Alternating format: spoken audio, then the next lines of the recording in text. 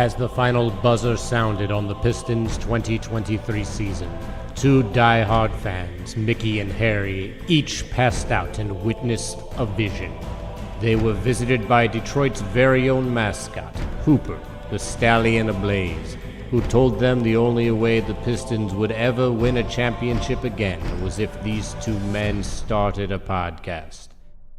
To be clear, they said, do we really have to do this? I mean, aren't there enough Pistons podcasts already? It seems like this might be overkill. But Hooper dunked on them, right in their face, and said, your team needs you.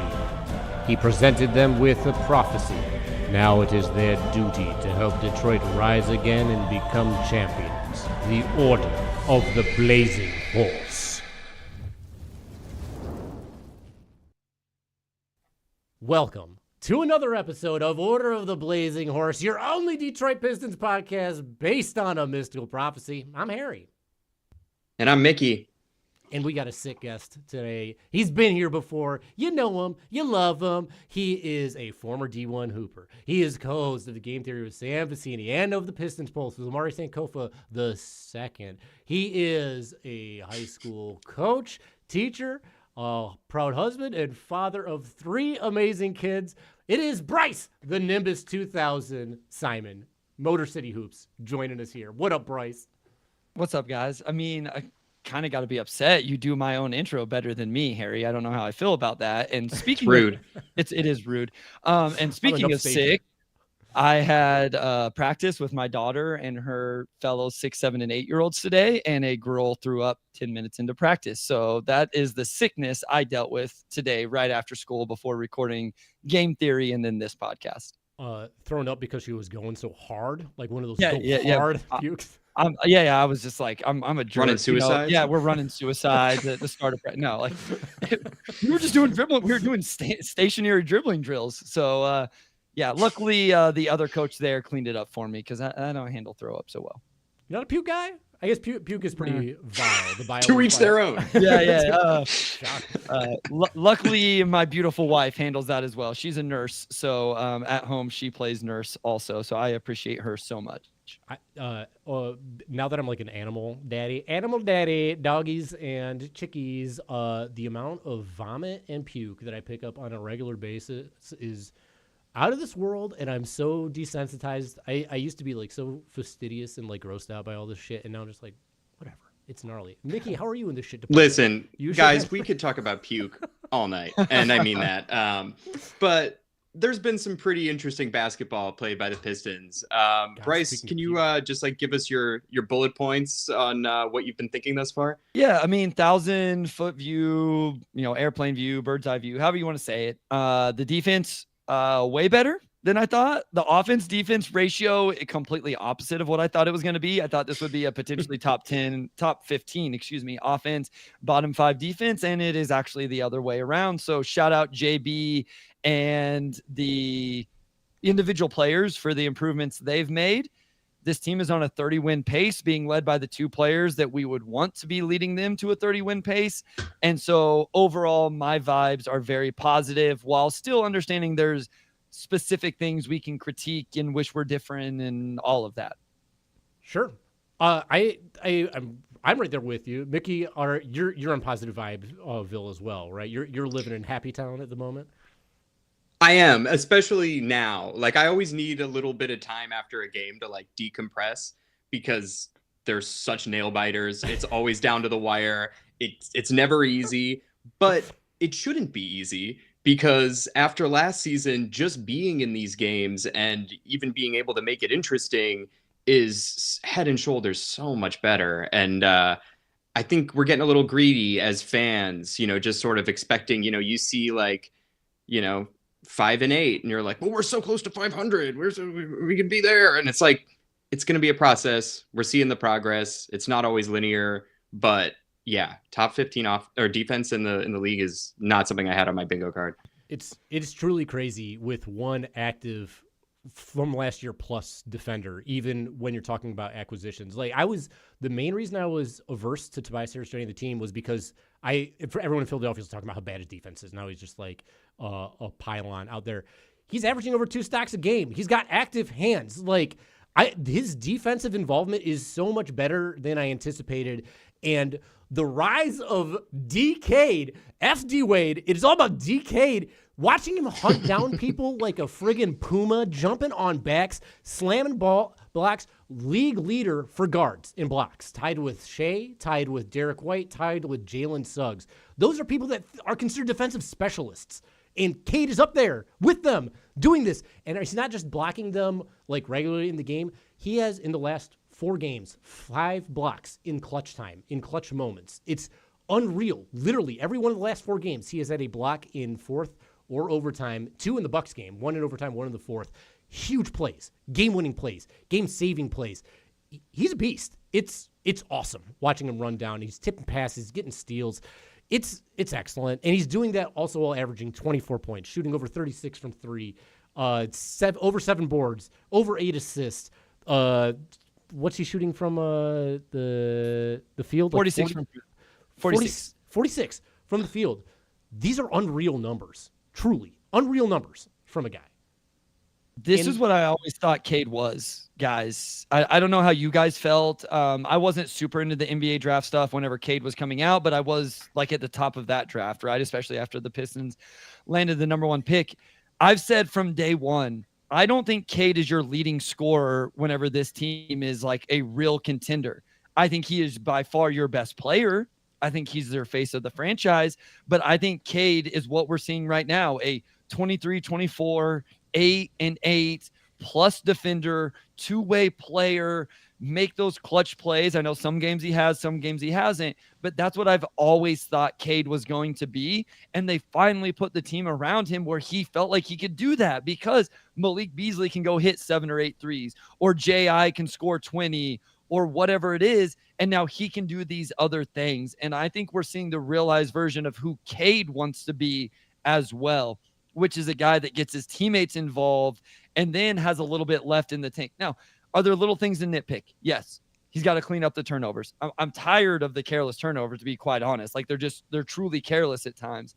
He's got to finish a little better around the rim, the 3-point percentage, all of that. But if you're disappointed with Cade right now, I don't know what your expectations were for him.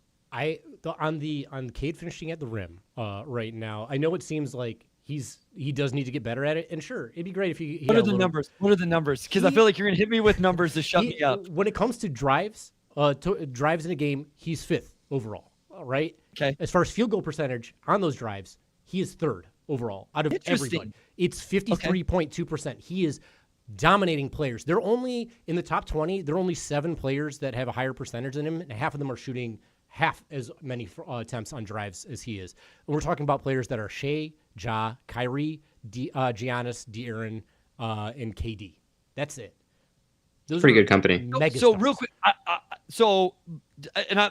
I agree with those numbers. Obviously, the numbers are the numbers. So just looking at his B-ball reference, I wonder if what I'm seeing is the actual rim finishing. So on B-ball reference, 0 to 3 feet, he's at 52%, which is actually 10% lower than last year, but he's been incredible from 3 to 10 feet. He's over 50% or almost 50% from there. So I wonder if it's like the little floater, the little hooks, those things where he's been really good and he's still kind of struggling. Like how many times did Brook block his shot just last night? And so I think he went at Brook a little bit. I called that fire.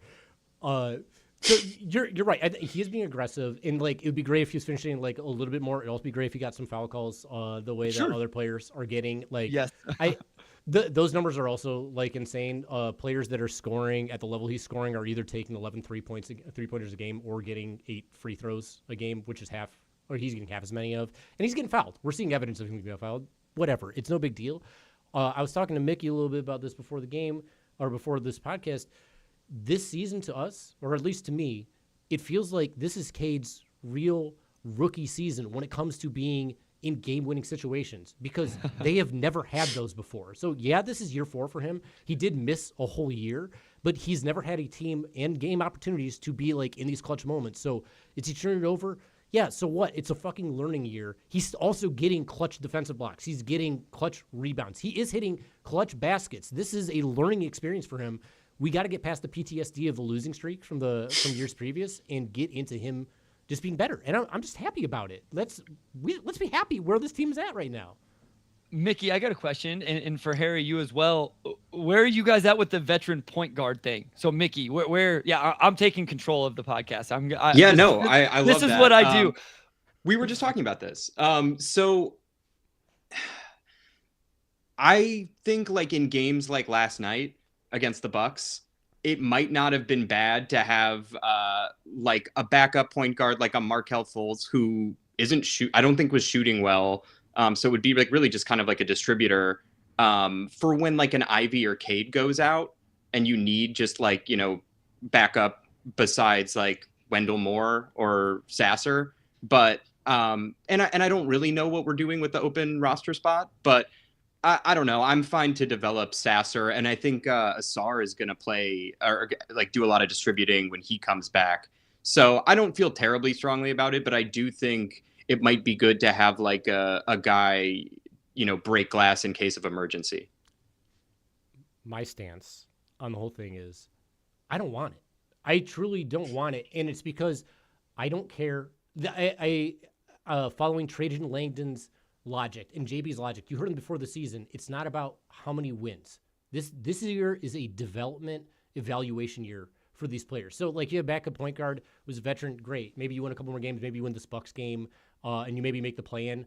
Cool. They're not going to be back next year. You're still middling, and you're not developing guys into being ball handlers like Jaden Ivey, like seeing what you can get out of Marcus Sasser, seeing how that's going to happen. And you lose a shot at a top 5 pick in a very important year to get a great pick because there are some studs in the top 10 this year at positions of need for this team. So I'd rather see what they can do, worry about the long game as far as this team developing and putting these players into important situations as opposed to just getting a few more wins, like 5 to 6 more wins because you have a backup point guard. Okay, so I'm going to read exactly what I wrote 2 games ago on the Substack. Personally, I don't understand the push for a veteran point guard on this team. Where do the minutes come for said player? Does that mean Ivey never gets to play with the ball in his hands and run the team? Do you really want the ball in this player's hands as opposed to Cade late in the game? Even if it isn't always good, don't you want him learning and growing through those experiences? And like you bring up Markelle Fultz, I know people have said Dennis Smith Jr.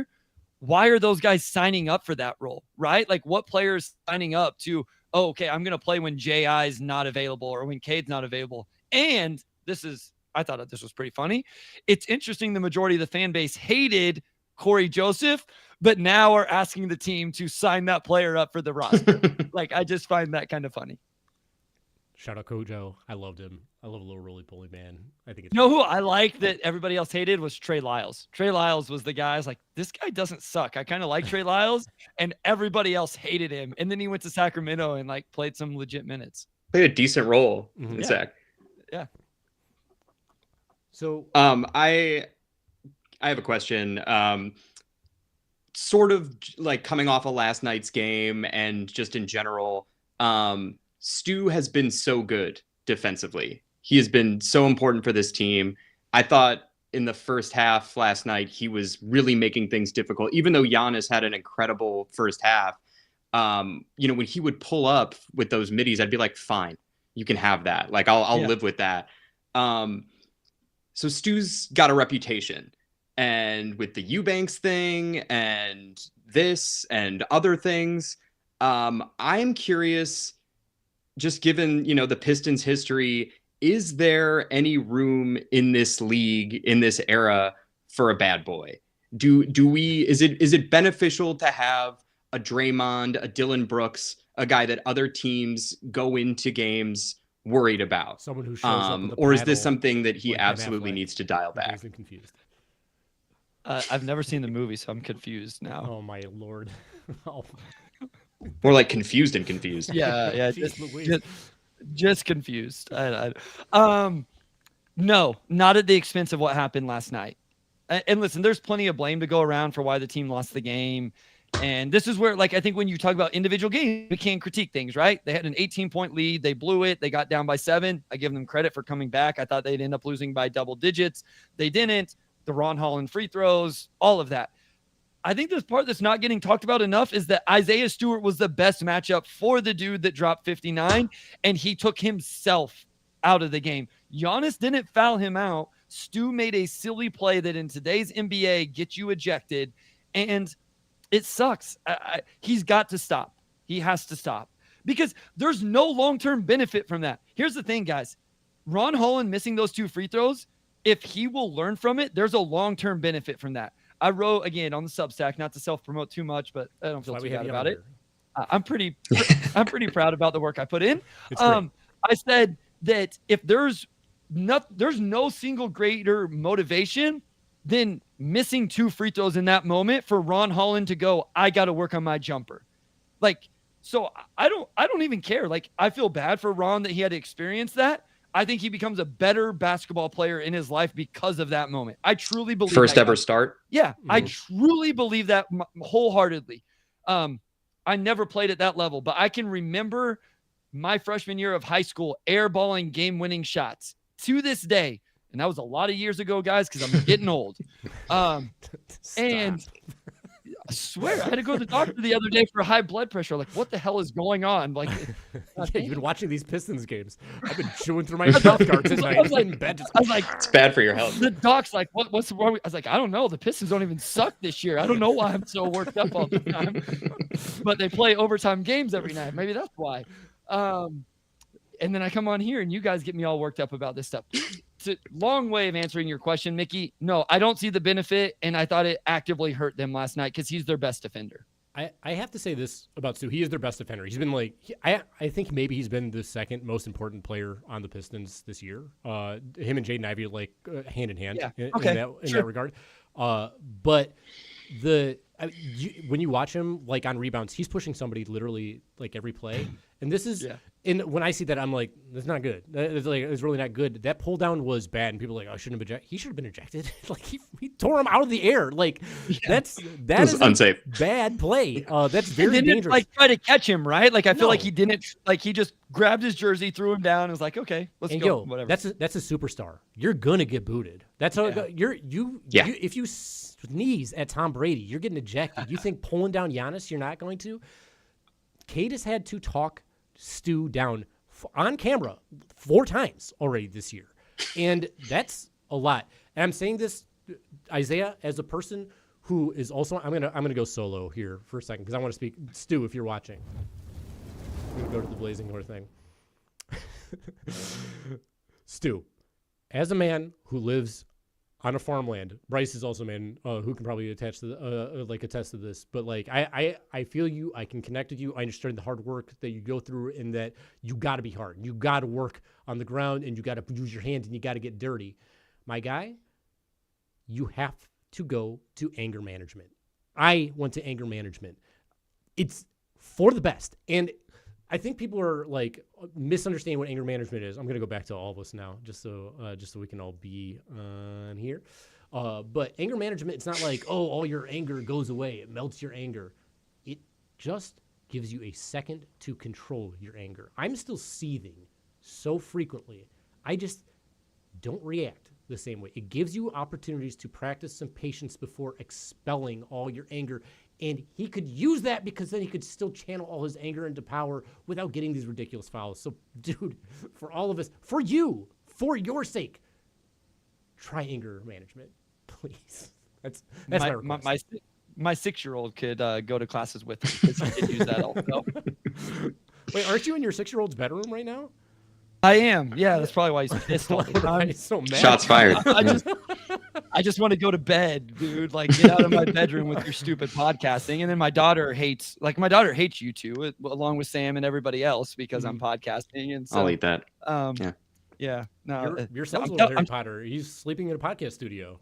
Yeah, I'm telling you guys, like, this kid has been sent to the principal more time than the older two combined. And I'm like, it's your first year of school. What is going on, my guy? So, he's been better recently, though. Shout out, Royce. I'm proud of you, buddy. You're not always a problem child if you're going to the principal's office. I got kicked out of school every day in 7th grade. It's just growing pains. Here's the problem. Here's the problem. Hopefully your podcast is okay with this. The principal is like our best friends that live right across the street. So one day he gets in trouble and they give him the option. You can either apologize to the teacher for what you did, or you can go to the principal. And he's like, of course I'm going to the principal. Like, I love that's my guy. I love that lady. It's a lady. I love that lady. Now, for everybody listening, we are good parents. I made him go apologize to the teacher later on in the day. But yeah, it's he has been better. Sorry, sidetrack. My bad. I relate. Well, it sounds like Stu has to take a leaf out of Royce's book. Yes. And no, I agree with you. I think that if he's doing things that are taking him out of games, like you know, like the Eubanks thing and the tunnel, like wasn't even during a game. Like it's not a good look. And I think that there's like a happy medium. Like I don't mind teams fearing him, especially like fearing his defense. I don't mind a hard foul, but yeah, when you're you know, getting blown up on Bleacher Report and House of Highlights, and it's always for doing something crazy, it's not great. And we need him. Mickey, you brought up Draymond. Part of why Draymond actively hurt his team last year because he wasn't able to play, right? And so now we see, look at the Warriors this year. Draymond's playing, and you know, I'm sure at some point he'll do something silly, but like it's real. You have to stay on the court. You said it perfectly. The line is what keeps me on the court, because the team needs you. Because Harry, he's been awesome defensively. He was the only one we thought was a good defender coming into the year outside of Asar, and he's been better than what I thought he was last year. And I'm the ultimate Isaiah Stewart is an impactful player in this league. Although I wish he'd go back to shooting threes. I don't know if we want to talk about that or not. That sucks. But the way he protects the rim, watch the difference between him and Jalen Duren when they're in drop coverage and ball screen. Mm-hmm. The activity and the hand activity is night and day. And I think Jalen Duren's got a little bit better defensively. Agreed. But Isaiah Stewart is very good on that end. I agree. I think Stu's finishing better too. Yeah. Maybe that's why he's pissed, Mickey. Maybe he's mad because he can't shoot enough threes anymore. Yeah, maybe. My real quick take on that is I don't think he wants to shoot threes all that much. And I also, because he's mentioned how much he likes to play down low and get physical and stuff like that. And he was doing fine at it before, and he looked uncomfortable when he was shooting it. And he's also, even when he has like open looks, he's not taking them. So if it's a JB thing, I think JB will change it because I have so much faith in this coach right now. I feel like this coach is like there for this team, and I feel like he's actually paying attention to what's going on the court. So I think if it's right, we all know it's right. We all know he should be shooting threes. I think eventually he will be. But maybe just when Asar right comes back, maybe that would be useful. When you've got another non-shooter, at least last we saw. The other, like, I didn't go through 2 years of watching Stu and fighting with people about Stu needing to be able to space the floor for him to like all of a sudden get decent at it and then stop doing it. Yeah, so personal now. It's very personal. Stu, can I get the single screen? So let me. Yes. No, please don't do it. Please don't do it. Please don't do it. Okay. But I was ready for that.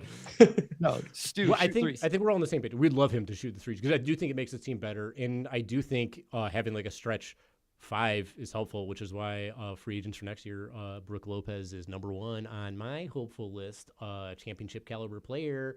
But we'll see how it goes. I guess we'll see how it happens with Stu. But as far as like players and stuff go, they all have different personalities. They all have an agenda, and they all have things that they're big fans of. Like you, Bryce, you're a big fan of some stuff outside of just the Pistons, and that primarily is Harry Potter, from what we've been led to believe. The Nimbus 2000 is here. Yes. Yeah, I actually, my wife must be really pissed at me because I text her and ask her if she would bring me some of my memorabilia, and she has not responded. So it's going to be a great night for me. So that's on us. Just apologize. Say I'm sorry. No. They wrote me into it.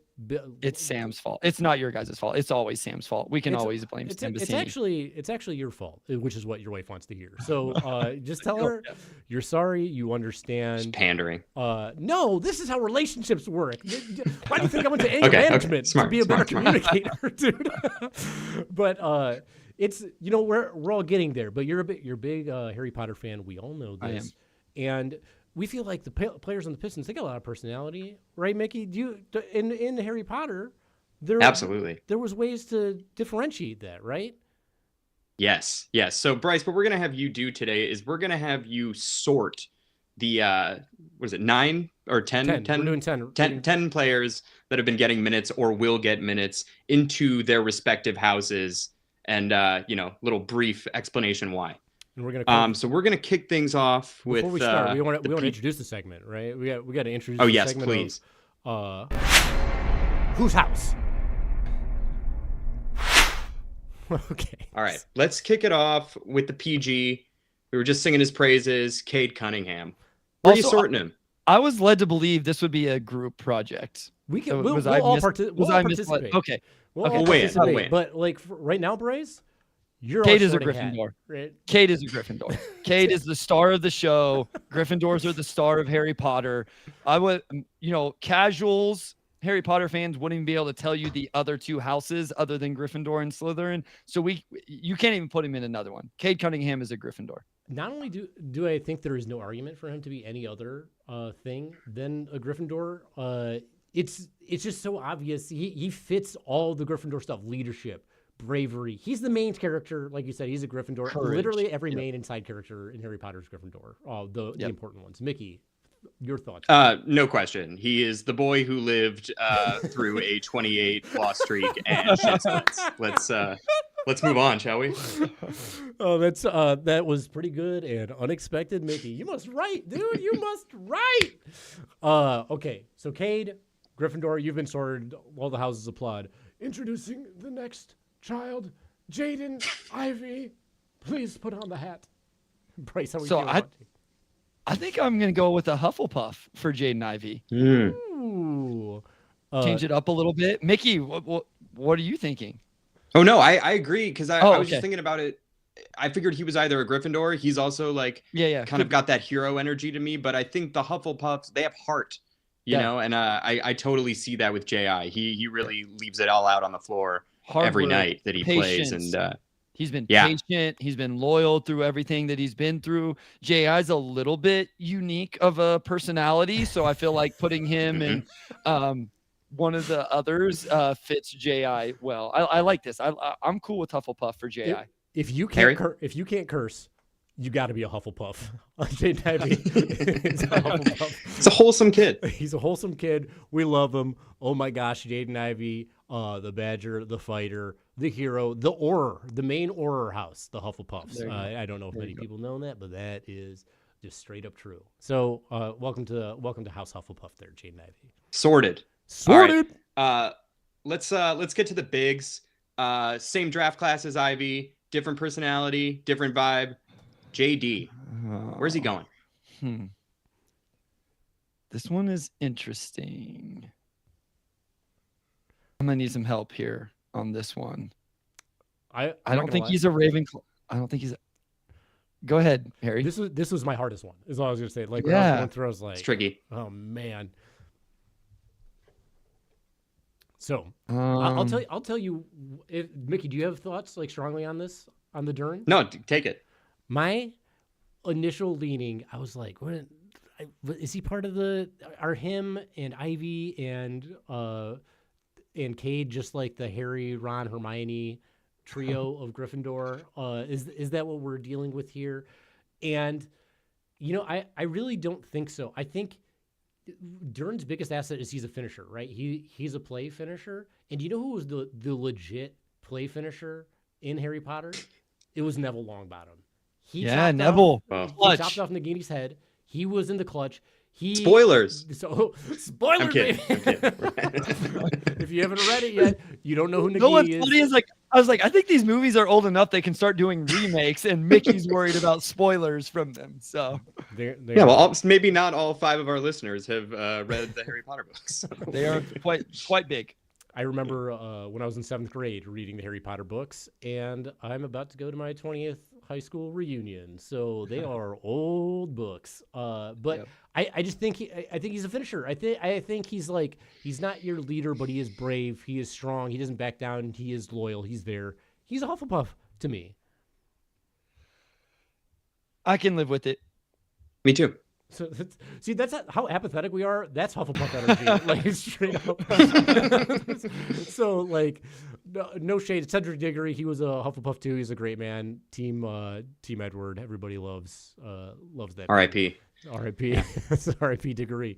So we are off. Pour a little out for Cedric here. Off the Durin and onto the other big man. We talked about this guy already. Where Slytherin? Yeah. Oh my god! Faster than Malfoy. We just marked this guy up. Is it any surprise? What makes him a Slytherin, Bryce? They're the worst. They're the evil. They're the that's what they do. And yeah, that's him. I just want to qualify. I love his energy. I Yeah. do think he needs to tone it down a bit, but I think as long as he's not taking himself out of games, especially in important situations, I don't mind there being a guy that other teams are worried about. Yep. I think you need a Slytherin in your corner sometimes. Agreed. I agree. Stu is the Dark Lord. Although the Sorting Hat did tell Harry Potter he could accomplish great things in Slytherin, so maybe Stu, as a Slytherin, can also accomplish great things. I mean, Snape was another silent hero of the Harry Potter movies and was a Slytherin himself. Yep. He was. And also Stu can talk to snakes, so that makes sense. As we all know. Oh, man. Mickey. Little known fact. Just crushing it. Parcel tongue. Maybe a well-known fact. Yeah. Thanks. It's fun. It's fun swimming around in these waters. Shall we move on? Let's move on. I don't think there's a lot of debate with Stu. Let's get into one of the big vets, Tobias Harris. I'm going to put him in Ravenclaw, I think. Ooh. Planning ahead, knowledge. I think at this point, Tobias has to win with planning ahead, his wit. We talked about those active hands defensively. He's not doing it with athleticism and stuff. He's not a Gryffindor. He's not that level of person. I don't think he's a Slytherin. I think this comes down to Hufflepuff or Ravenclaw. And yeah, I think I'll put him in Ravenclaw. Mickey, do you concur? I do. I think he's got wisdom. I think he's a big bro to a lot of the guys, and they really seem to love and respect him. And I feel like whenever he hits a big shot, everyone gets really hype, and I think that's been good. What about you, Harry? I had him in Hufflepuff because I feel like he's very loyal. He loves the city of Detroit. He came here, and loyalty is a big Hufflepuff thing. But I think you guys have both won me over. He does have to be smart, and he does have pride on top of it. And being prideful is another Ravenclaw attribute. So welcome our first Ravenclaw guy, Tobias Harris, potentially the what's it called? The head boy or whatever for there. I can't remember. Prefect. Thank you. Maybe the prefect of Ravenclaw. I appreciate your backup on that. I think head boy is a thing though. Yeah. First he was head boy, I think, but there's only one. That's for the school. So I was struggling there. All right. Well, we got one of each. At the very least, we got a couple of Hufflepuffs. We have one Gryffindor, a Slytherin. Some Ravenclaw representation. What about Simone Fontecchio? Where does Simone fit on this team? Where does he fit in the Hogwarts house? Where are we with Simone Fontecchio? I'm putting him on a Hufflepuff. Patience, dedicated, loyal. Man, I wish Simone Fontecchio was playing better right now. I wish he had a little patience on the three-point line. Yeah, stop dribbling so much. Just shoot. Slytherin, no. I don't think Ravenclaw. I don't think the same attributes we just talked about. And he's not. Yeah, Hufflepuff for me for Fontecchio. Mickey and I were talking a little bit about Fontecchio and his dribbling around, not shooting. And this was off stream. Mickey, you had a great comparison that kind of blew me away. You want to go ahead and give that a go? Yeah, to your point of turning down catch and shoot threes, putting it on the deck too much. Does it remind you a little bit of what we were experiencing with Sadiq Bey around the time he got traded?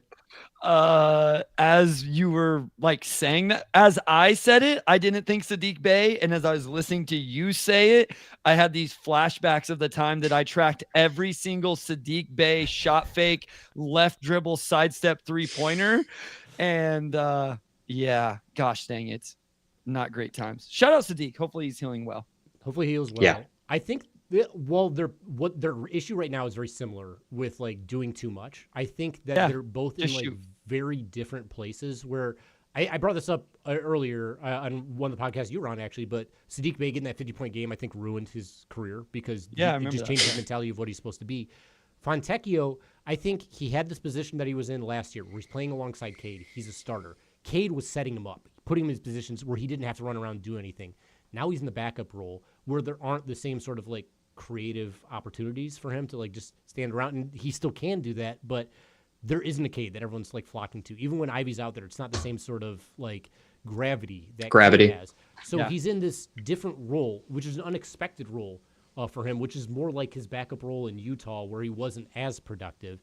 And he's also coming off of surgery. So who knows? Yeah, that's true. but he's closer to journeyman than he is like figuring out who he is as a player. I think maybe he heals up and gets better. Maybe he settles into his role and gets better. But I think if he was starting alongside Cade, I bet he'd be having a way better season. Yeah. Cool. All right. Next Bye. one. We're talking about guys who take a sidestep three, but then it goes in. Is Tim Hardaway Jr. Where are you putting him? Gryffindor. I think right here, the bravery, the chivalry, the courage, the daringness. He's been really good this year. He's leading the NBA in charges drawn. Unbelievable. The shot taking is without consciousness, like doesn't Gryffindor. And I think he's been kind of that unsung kind of star of the beginning of the season. So let's give Tim Hardaway Jr. some love here with Gryffindor. Shit, dude, he brought 3 picks with him. You gotta love Tim Hardaway Jr. 3 picks, 3 ball, all the charges, taking hits to the face. Like, I hope he's okay. Like straight up, that was awful. That was I saw awful. some blood on the floor. That looked gnarly. So straight up, when I saw him get the elbow to the face, I was like, okay, he has a concussion. He's down for too long. Then I saw him get up, and I was like, please, dear God, stay down. And he took that And then the charge. knee to the back of the head too. That's crazy. It was a block, but like he was seeing stars when that happened. So head injuries are rough. I'm happy his dad was there to like be with him when it happened. Yeah. Like that's a sweet, tender moment. And like you say, he's been exactly what you wanted by getting him. He's shooting the ball better than Grimes was when he's here. And on the low, he's playing some pretty good defense. Like it's awesome. It's really awesome. He's taking tough matchups. We just talked about this with on Game Theory with Jalen Wells of the Grizzlies. There's value in guys who can at least take tough matchups, even if they're not awesome at them. It's energy that someone like Cade Cunningham doesn't have to expend on that end of the floor and can do other things like rotations, blocks, rebounding, those type of things. He's been as good as I could have imagined. Mm-hmm. Totally. To your point, it's been cool seeing Ivey take on some of those crazy 100%. defensive assignments with No Asar question. out. Yes. House-wise, one counterpoint, I think there's a case to be made for Ravenclaw with THJ.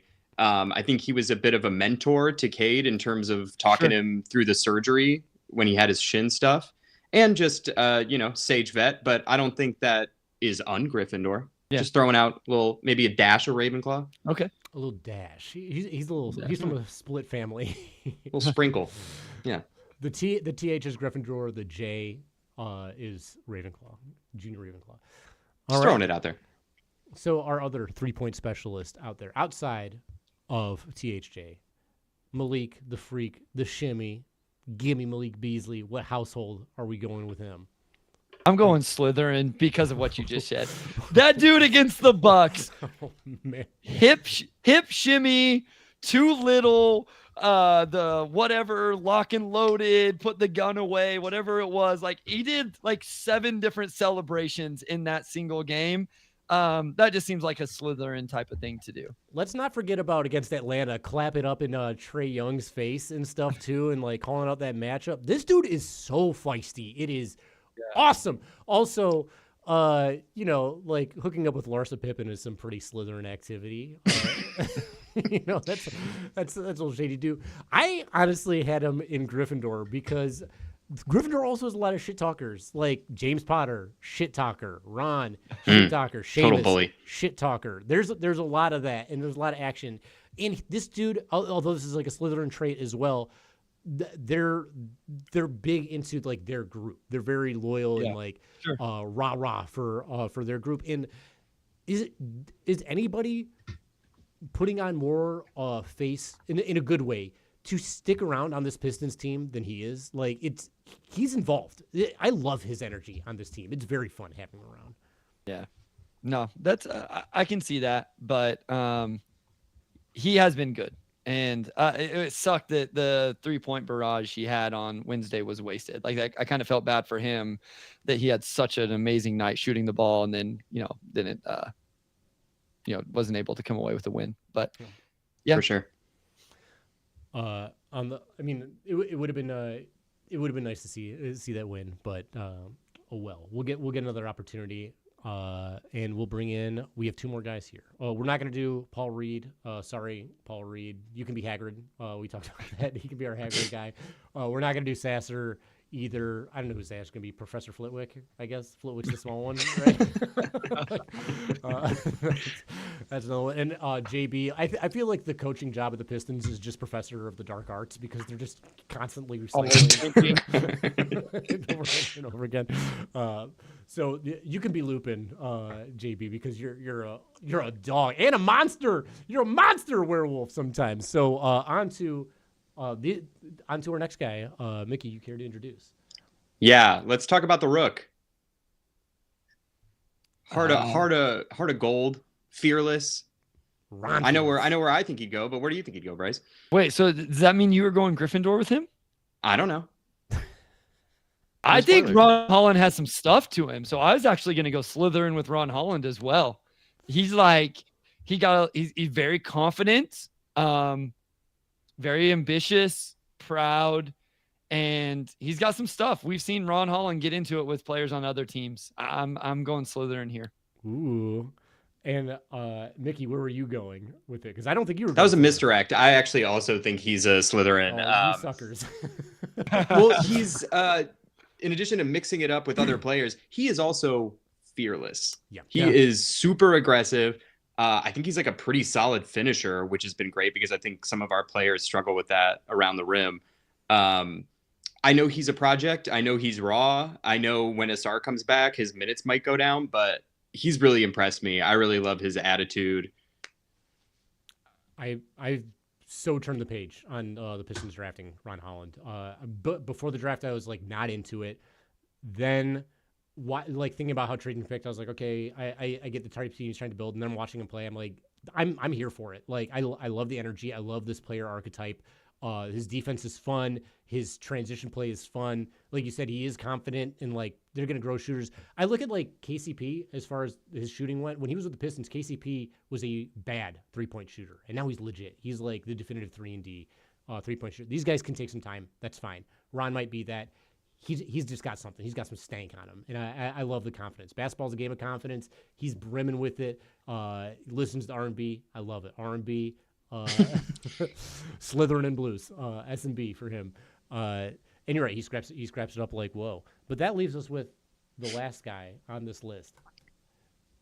Where are we putting Asar Thompson? So I feel like I didn't intend for this to happen, but I got to give us another Gryffindor. And I do think that Asar is courageous. He's determined. He helps others in a multitude of ways. Plays his butt off, has been through a lot here. So we have like this comeback story that Harry Potter loves in general, Harry Potter loves to build up. And I think that's where I'm going to put Asar Thompson. Mick? I love it. And I'm not just saying that because I have to go in a minute. No, I think he's absolutely that guy. I think he's super loyal. I think he's down to do all the little things, just like pretty egoless, but also confident, if that makes sense. Yeah.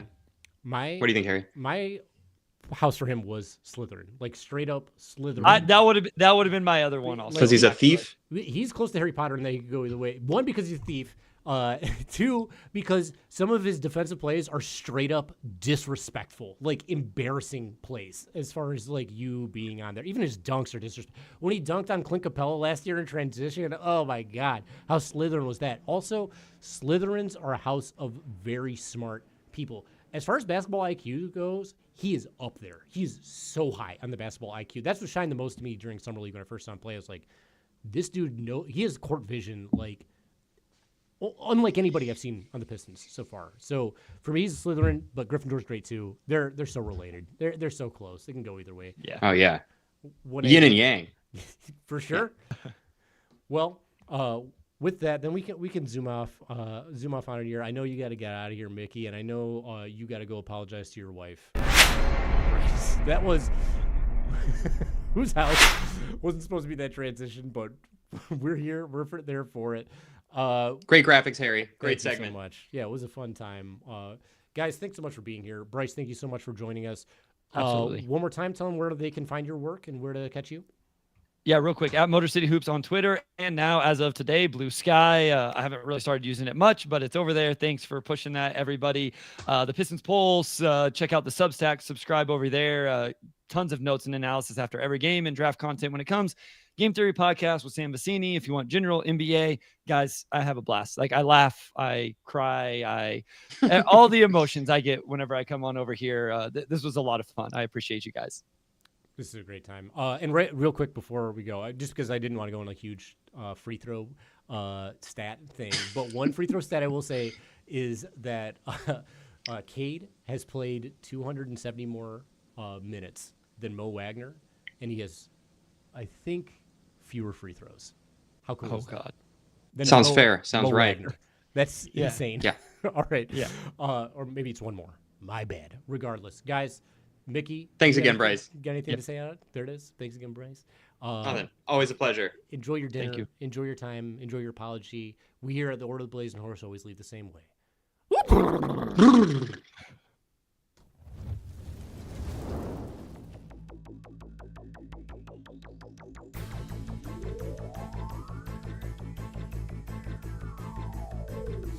As the final buzzer sounded on the Pistons 2023 season, two die-hard fans, Mickey and Harry, each passed out and witnessed a vision. They were visited by Detroit's very own mascot, Hooper, the stallion ablaze, who told them the only way the Pistons would ever win a championship again was if these two men started a podcast. To be clear, they said, do we really have to do this? I mean, aren't there enough Pistons podcasts already? Seems like this might be overkill. But Hooper dunked on them, right in their face, and said, your team needs you. He presented them with a prophecy. Now it is their duty to help Detroit rise again and become champions. The Order of the Blazing Horse.